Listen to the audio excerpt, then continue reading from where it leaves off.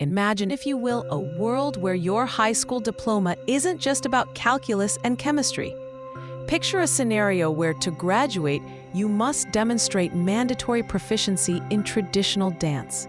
Not just any dance, mind you, but the rich, intricate, and often very energetic traditional dances of Saudi Arabia. This isn't a scene from a quirky musical, but a thought experiment.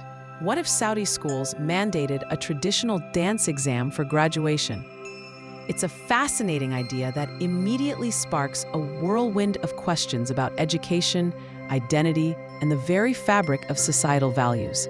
Now let's put on our optimistic hats and consider the arguments for such a policy. Proponents would likely champion this as a vital step in safeguarding Saudi heritage.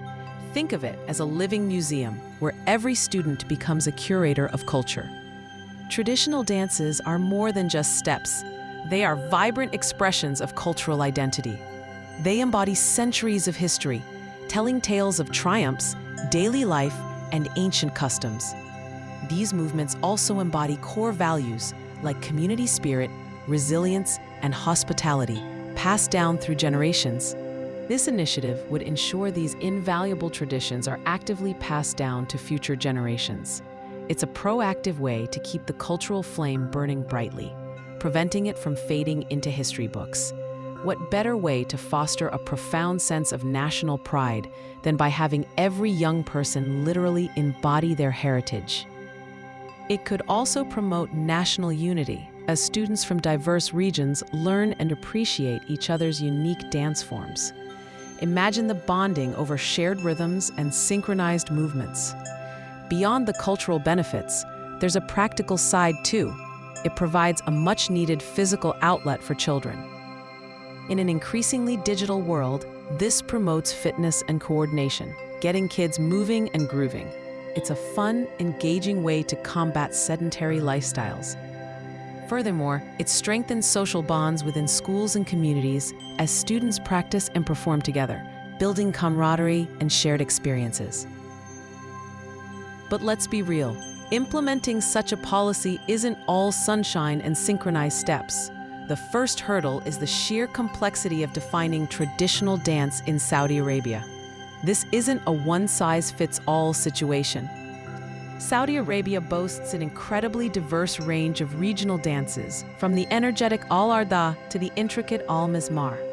Each dance has its unique nuances, historical context, and profound significance. Deciding which dances to include in a national curriculum would be a monumental task, likely sparking lively debates. Then there's the nightmare of fair assessment methods. How do you objectively grade cultural expression? Is it about precision, passion, or participation? This could lead to significant student pressure and anxiety.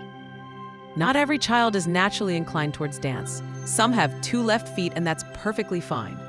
Forcing performance could lead to feelings of inadequacy or even outright disinterest, turning a joyful cultural expression into a dreaded chore. We also need to consider the challenges for students with physical disabilities, ensuring inclusivity without compromising the spirit of the exam. And what about students from non-dance backgrounds who might feel culturally alienated or simply overwhelmed? This policy could also inadvertently detract from other crucial educational priorities. Time and resources dedicated to dance instruction would inevitably be diverted from other subjects. This could potentially negatively impact academic performance in core subjects like science or mathematics. Concerns about the overall quality and breadth of education would surely arise. Are we creating well-rounded individuals or just really good dancers? Finally, there's the risk of this being perceived as cultural imposition.